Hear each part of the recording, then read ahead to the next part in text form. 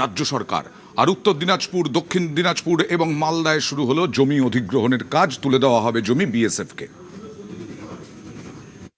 আমাদের দেশের সুরক্ষার প্রশ্ন, পশ্চিমবঙ্গের সুরক্ষার প্রশ্ন এবং যেভাবে জনবিন্যাস বদলে গেছে, আজকে আমরা প্রথম দিনই কেন্দ্রীয় স্বরাষ্ট্র দপ্তর তথা বিএসএফ এর সীমান্ত সুরক্ষিত করার জন্য জমি ট্রান্সফার প্রক্রিয়া আমরা আজকে অনুমোদন দিলাম।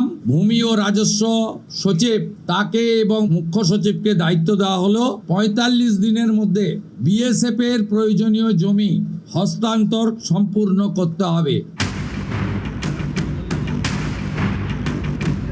ভারতের পূর্বে বাংলাদেশ, দুদেশের মধ্যে ৪,১৪২ কিলোমিটার ২৭১ মিটার সীমান্ত। এর মধ্যে পশ্চিমবঙ্গ এবং বাংলাদেশের সীমান্ত ২,২১১ কিলোমিটার ৮৪৭ মিটার। এর মধ্যে ৬০০ কিলোমিটারে কাঁটাতার নেই।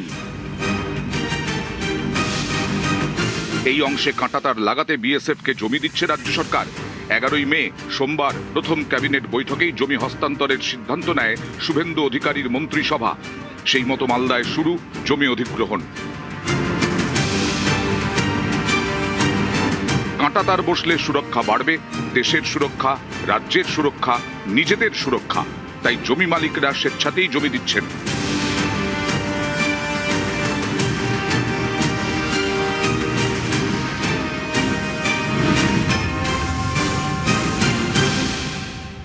জমির কাগজপত্র জমা দিতেছি, বর্ডারে কাঁটাতারের বেড়া হবে তার জন্য। আমাদের ৪ ভাই মিলে শতক কাঁটাতার ধোয়ার জন্য অনেক খুশি। আমরা সুরক্ষা থাকবো, বাংলাদেশ থেকে কোনো লোক এসে অত্যাচার চালাতে পারবে না। তার জন্য রাতের অন্ধকার এসে গরু চুরি করে যে মানুষজনকে কাটতো। মানে আমরা খুশি হয়েছি। সন্ধ্যা হলেই ওপার থেকে কিছু দুষ্কৃতীরা এখানে চলে আসতেন। এই ফেন্সে হওয়াতে সব থেকে এই এরিয়ার লোক এত খুশি হবেন। মালদায় ভারত বাংলাদেশের সীমান্ত ১৭২ কিলোমিটার। এর মধ্যে ৩৩ কিলোমিটারে কাঁটাতার নেই।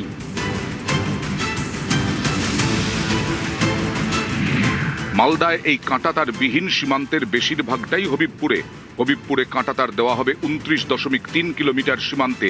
জমি অধিগ্রহণ হবে হবিবপুরে, ধুমপুর, বৈদ্যপুর এবং জাজইল গ্রাম পঞ্চায়েতে। ৩টি পঞ্চায়েত মিলিয়ে প্রয়োজন প্রায় ২৫০ একর জমি।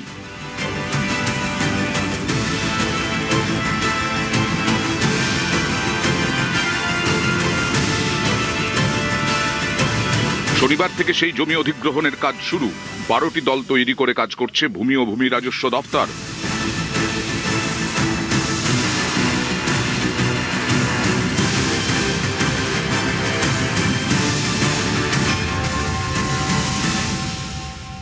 যে 29.3 কিলোমিটার আনফেন্সড এরিয়া আছে, সেটা ডিমার্কেশনের কাজ চলছে। সবাই মিলে ওয়ার ফুটেজ আমরা কাজ করছি। আমরা প্রায় 12টা টিম নামিয়েছি। টিমরা সকাল থেকে সন্ধ্যে পর্যন্ত কাজ করছে যুদ্ধকালীন তৎপরতায়। বিএসএফ সঙ্গে মিটিং করেছি। মিটিংটা আমাদের ল্যান্ড ডিপার্টমেন্টের অফিসাররাও ছিলেন। কিভাবে আমরা আমাদের পেন্ডিং ল্যান্ড ইস্যুকে শেষ করবো এন্ড পুরোপুরি ল্যান্ডটাকে আমরা বিএসএফ কে ট্রান্সফার করে দেবো। আমরা এটা 45 ডেজ মধ্যে শেষ করে নেব।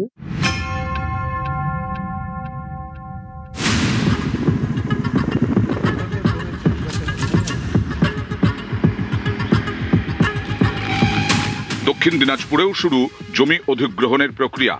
18ই মে থেকে 31শে মে পর্যন্ত 26টি ক্যাম্প চালিয়ে চলবে জমির দলিল নথিপত্র খতিয়ে দেখার কাজ।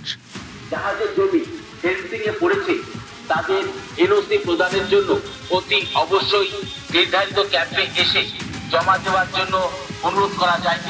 টোটোয় মাইক বেঁধে ক্যাম্পে আসার আবেদন জানানো হচ্ছে জমি মালিকদের। দিনগুলিতে ক্যাম্পে এনওসি জমা দিতে না পারলে প্রয়োজনে অফিসে এসে জমা দিয়ে যাবে।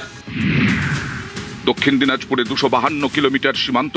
এখানে 25 কিলোমিটারে কাঁটাতার নেই। সেখানেই এবার বসবে কাঁটাতার। আমাদের এখানে কাঁটাতারের বেড়া নাই, সিঙ্গেল বেড়া আছে। ফেন্সিং দিয়ে তার কাটাটা, ওটা হলে আমাদের সুবিধা হয়। হ্যাঁ দিয়ে দেবো। ঘিরা হলে আমাদের সুবিধা হবে সুরক্ষার জন্য। যদি জমির প্রয়োজন হয় আপনারা কি জমি দিবেন? হ্যাঁ দিব। কিন্তু এটা দেশের সুরক্ষার জন্য। দেশের সুরক্ষা মানে আমার ঘরের সুরক্ষা। দেশ মানে আমার ঘর। অনেক সময় আমাদের মানে যে ফসল টসল ধান টান আমরা যে সমস্ত মানে আবাদ করি, জোর জলম অবস্থায় ওরা মানে ফসল টসল নিয়ে যায়। ফেন্সিং হলে সুবিধা। জমি দিতে আমার কোনো অসুবিধা নেই। মালদা থেকে সেবক দেব শর্মা এবং লিপেশ লালা ও দক্ষিণ দিনাজপুর থেকে অনুপ সান্যাল, নিউজ 18 বাংলা।